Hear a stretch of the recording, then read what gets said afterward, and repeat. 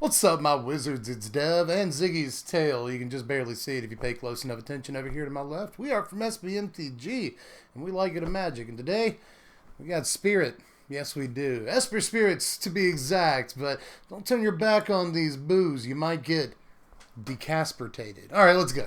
Let's kick things off here with the leader of the Boo crew, 4 copies of Supreme Phantom. Not really sure what's so supreme about a 2-mana 1/3. Maybe it comes with tomatoes and sour cream. I don't know. We gotta play the card though. It's the only real spirits payoff in all of Standard. And I won't sneeze at a 2-mana Anthem effect. This boosts all of our boos.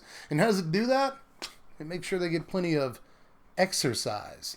Now, one cool thing that this card has over other Anthem effects in the format at 2 mana, hey Ziggy, stuff like Merfolk Mistbinder or Legion Lieutenant, is that our 2-mana Anthem effect doesn't die to Shock or Moment of Craving or Deadweight, so in that way, we've kind of got an advantage over some of the other tribes in the format. The ghost with the most is the Fresh Prince of Belhaunt. Basilica Belhaunt's really good. This is a good card. I really like the amount of play on this card. It's got a little something for everybody, You resolve it against aggro, you got a big blocking body, gain just some life back. It's always good against aggressive decks, but against control, mid-range, slower decks and combo decks, it's going to always make them pitch a card. So in situations where the life gain isn't very relevant, the fact that you make them discard is going to be relevant. So this card just always does something good. But another pretty solid spirit that we have access to here is Forbidding Spirit. I was pretty excited to get my hands on this thing, finally mess around with it. It's basically a ghostly prison on a stick. You get the effect one time. So it's like a ghostly prison warden, ghostly prison guard, if you will, with a pretty good rate too. 3 mana 3/3, nothing wrong with that. But if you can follow Supreme Phantom with this on turn 3, you get yourself a Loxodon Smiter. That's great, a 3 mana 4/4. And if your opponent actually can't afford to attack with something next turn, you got a pretty imposing blocker to stand there and be like, no, no, no. We've got even more good spirits to choose from. We're also playing 3 copies of Departed Deckhand, the Spooky Swabby, the Moaning Mopper, the Wailing Wailer. I like that one the most. I'll totally take a 2-mana basically unblockable bear pretty much any day of the week, especially when it can easily be a 3/3 or even a 4/4 unblockable bear. We're actually not done with Anthem effects in this deck. And if you've got some mana to pump into it, this can actually make multiple members of your team unblockable along with it, which is always pretty good when it comes to finishing off a game. If you've got a Supreme Phantom down, plus like this and a Belhaunt, let's just say, well, and suddenly you're getting 3 for 7 damage unblocked in a turn. You can finish off a game pretty quick that way, and it helps to have a mana sink in this deck. This is one of the only ones we have, but it's really effective. But we're not done with 2-drops, not by a long shot. We've actually got a pretty wide spread of options here in this particular slot. So we're also going to play 3 copies of Tithe Taker. It might not be a spirit when it hits the battlefield, but if it ever dies, it creates a spirit. I think it's a pretty smart idea to try and get some juice out of Afterlife in this deck. We don't have to play a whole bunch of Afterlife things because they don't immediately benefit from Supreme Phantom, but it's nice that if they kill a Tithe Taker while we have a Supreme Phantom out, they're basically giving us a better creature stat-wise. And while Mr. T is still alive, importantly, he'll keep your opponent off of counterspells, sweepers, spot removal, and stuff like that. So, really decent card here for an aggro deck. Not only is it kind of a bear with a huge upside, but it produces a spirit, which is exactly what we want. But to finish off the 2-drop slot here, I'm going to work in a couple of copies of Remorseful Cleric. And you could play more if you wanted to. Don't feel bad. Get it? Remorseful. Feel bad. Anyway, terrible joke. That was the worst joke of the video. But anyway, I shouldn't have to tell you that 2-mana, 2-power flyer with the right creature type, pretty good stats right there. This can actually fly over for a good bit of damage in a game. And if you absolutely needed to, it can really hurt decks like Art like Phoenix, or it can keep Mono Blue from adapting a Terramander if you needed to. It can keep Control from flipping over a Search for Azcanta. It can keep Golgari and Sultai off of their, recursive plans. So there's a lot of reasons why you might want to wipe a graveyard right now in this format. But even if you never do that, the stats are pretty pure. But the last creature in the deck is actually one of the best spirits we could possibly play right now. It's Mirror Image. Yeah, I'm doing this. All 4 copies of this, because there's kind of a lack of really quality spirits to play in this format, and this will make up for that deficiency somewhat. Plus, hear me out, not a bad card in this deck. This can just copy a Supreme Phantom. which is good if you want 2 Anthem effects, and you usually do. And note that they'll both, boost one another. They'll both get up to 2/4. A pretty good stat line right there. But if you don't want to do that, you can copy a Basilica Bellhaunt, and because of the way Mirror Image is worded, you'll get that ETB trigger again. That's always a good one to get twice. Same thing with Forbidden Spirit, or Forbidding Spirit. I always do that. With Forbidding Spirit, you can copy that, ETB trigger again, and suddenly your opponent's going to have a really hard time attacking you with everything the next turn. So there's a lot that this can do for you, but mostly we're just playing it because it's effectively another Spirit. But earlier, I said something in passing about more Anthem effects. Here they are. We got Radiant Destiny and Vanquisher's Banner. Instead of playing 4 of one or the other, we'll just do a 2-2 split from both of these. I definitely don't want to play 4 copies of a 5-drop Anthem effect like this. I just don't think that would be quite good enough, but I will take at least a couple of copies of these, because if I draw 1 in a game, I'm okay with that. I don't really want to draw any more than that, though. Radiant Destiny is a lot lower on the curve than a card like Banner, so I think that's a good reason to play it, but I don't really want 4 copies of it either. I'll just take a play set and do a 2-2 split. But we'll finish off the main deck here with a couple of slides, including some removal. This one's pretty easy. 3 copies of Cast Down, 2 copies of Mortify. You could tweak this any way you wanted. Originally, I was playing all 4 copies of Mortify, but you don't really need to go that far. I will play 5 total hard removal spells, though, so that we can keep the board clean when we need to and take out important threats. Aside from that, I'm also playing some recursive elements here. 2 copies of Revival Revenge, and 1 copy of Ajani, Adversary of Tyrants, so we can add a little bit of texture to our recursion package, Honestly, Ajani is the better card here, I would say, all things considered, but it can't get back a Mirror Image or a Forbidding Spirit, and the thing about it is Revival can, even though it's kind of weird to revive a ghost, but it's still a ghost when it comes back. That's a weird existential question. It's kind of like when Mirror Image copies a ghost. Like, do ghosts have reflections? But you could ask philosophical questions all day. Let's get to the meat of this actual deck. We need some sort of recursive element, and this is basically our finality revival is. And the fact that it can bring back like 20 different creatures in the deck is actually really important, and repeat some good into the battlefield triggers too.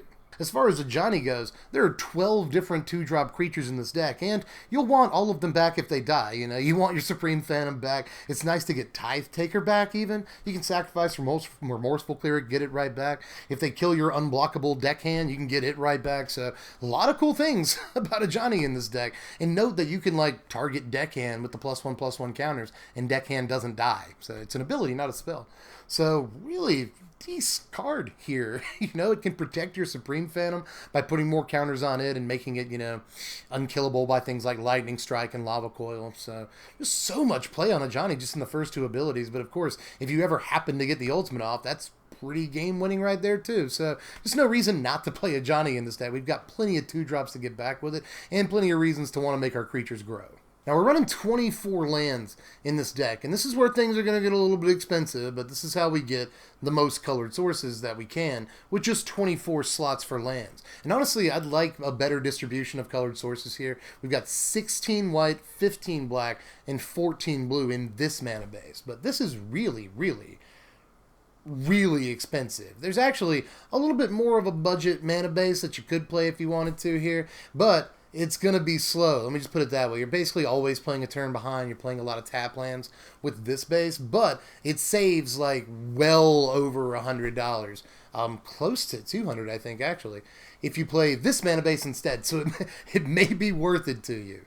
Now here's our sideboard. A lot of self-explanatory stuff here. We've got Duress in there. Obviously, we're playing black. I feel like this is one of the best black sideboard cards in all of Standard, and it should just go in every 15, so definitely Duress. It helps when we can check out their hand and see right through them. Get them, Ghost, see right through them. But anyway, Negate is also in here because sweepers can really dampen our spirits, blah, blah. But we also sometimes have a hard time against, counter spells, so it's nice to be able to counter spells. Just a lot of reasons to play Negate. It's the other amazing sideboard card that should be in every 15 that carries blue, so yes to that. But we've also got extra copies of Remorseful Cleric against decks that abuse their graveyard. Another copy of Mortify, mostly in case we have to blow up enchantments, but don't, feel bad about siding it in if you need to blow up big creatures too. We've also got 3 Golden Demise in the deck.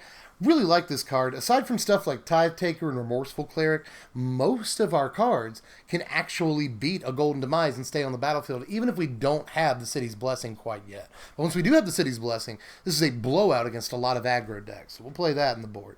The other weird stuff, though, is Helm of the Host and Ethereal Absolution. Ethereal Absolution is great in really long, slow, sloggy games that also, by the way, keeps your opponent off of abusing their graveyard. So that's one good thing about it. But obviously, it makes spirits, so it's pretty decent in this deck. It gets a little bit more juice in this deck than it normally would. So Absolution, I'll at least don't devote one slot to it. But Helm of the Host is the really tricky thing. This is also for more sloggy, longer games. If you're playing against mid-range decks, stuff like Soul Tide. Just again, decks that grind for the win. Helm of the Host is a really kitschy, fun, stupid way to get one over on them. You can just copy Supreme Phantom every turn, make your guys bigger and bigger and bigger. Copy Basilica Bellhaunt, make them discard and gain 3 life every turn. Forbidding Bellhaunt, they'll never attack you with everything ever again. Tithe Taker, they'll never cast spells on your turn again. Departed Deckhand, you get a new unblockable dude every turn. It just goes really well with pretty much every single creature in the deck. Now, I'll admit there were a few things I didn't play in this deck. If you wanted to mess around with more Afterlife stuff, you got plenty of options. There's Seraph of the Scales, Orzhov Enforcer, there's all kinds of stuff. But honestly, I don't think you need that many Afterlife things in this deck. I'm interested in things that are just naturally spirits already, stuff like Twilight Panther, and on the other end of the spectrum, Gravewaker. One's a 6-drop, one's a 1-drop, but ultimately I felt like both of these were just slightly too low power. I wouldn't be adverse to working in one copy of Gravewaker and seeing how that works out, but Twilight Panther is not necessarily where I want to be, considering I think we have better options. Another good thing to try, though, would be Pestilence Spirit. This thing's actually not bad on rate by itself, but it can make things like, say, Slash of Talons or Carnival Carnage into just destroy target creature, and I think that's pretty cool. But here are your power rankings. The final score of 60. It's easy to see why you see all those 6s. That's a lot of 6s. But, this deck doesn't do anything super poorly. It's got some defense, it's got some resiliency because we've got, a Johnny in there, we've got Revival Revenge. We've got a pretty decent curve in here and some good into the battlefield triggers, just because we're stuck on playing spirits doesn't mean that we're playing nothing but bad cards. We've actually got a pretty selection of decent cards to play in this thing. Plus, Esper is just kind of not ever a bad color combination in some ways. We've got access to the best removal in the format in black and white, and all the best sideboard counter spells, and hand destruction too, in blue and in black. So just kind of a lot of reasons to make a base of Esper right now. So even though this isn't necessarily as good a deck as Esper Control or even Esper Hero from what I've played, because I've played both decks, this is a fun sort of meme-like deck that will steal games some of the time. I know I've been doing a lot of those lately, but it's what my patrons want to see, and it's kind of what I like messing around with too. I never thought I'd be playing Esper Spirits halfway through the format, but here we are, and it's actually a better deck than it looks like. In other words, it might not look like the best deck, but it does have a ghost of a chance. So give this thing a try. If you wanted to, click the first link in the description. Actually, I'll give you 2 links this time. The first link will take you over to TCG Player, where you can check out the deck list with the, expensive mana base. But I'll also leave another link to TCG Player down there in the in the description box with the budget mana base. So you can look at either deck list, pick up anything that you need. And all at the lowest prices on the dang old interwebs. So check out those links in the description, as well as other links. Hit the link to go over to Patreon, pledge $1 a month, that's all I ask. And that'll not only really help the channel out, you have no idea how much $1 helps, but I'll give you something for it too. It's not just a one-sided transaction. I'll let you know what decks we're doing 24 hours in advance, and I'll let you vote on what videos and decks you want to see that week. So pretty good stuff. Pretty good stuff. But anyway, do that if you want to. And also like the video. That helps out kind of a lot. And it doesn't actually cost you a dang old penny, kid. So help out just by clicking the thumbs up button. Hit subscribe if you haven't done it yet. What are you doing? Why? I know you might not be the kind of person that subscribes to YouTube channels. I wasn't forever, but you have no idea how much it helps a creator. Just click subscribe if you haven't done it yet. It helps like crazy. Hit the bell for the notifications so you know when I actually do put out videos. And follow me on Twitter at SBMTGDev. See, we made it through the YouTube pitch, you guys. We did that together. I knew you had my back through that. But anyway, pretty sure that I'm done. Just let me know how you felt about it down there in the comments section. There's actually more ways to build Esper Spirits, then I've built it here. I'm not the only one that's attempted this season. So let me know how you do it differently and anything that I missed. And I will catch you cats later. I'm Dev from the place. Thanks for watching, my wizards. Spread love and be kind.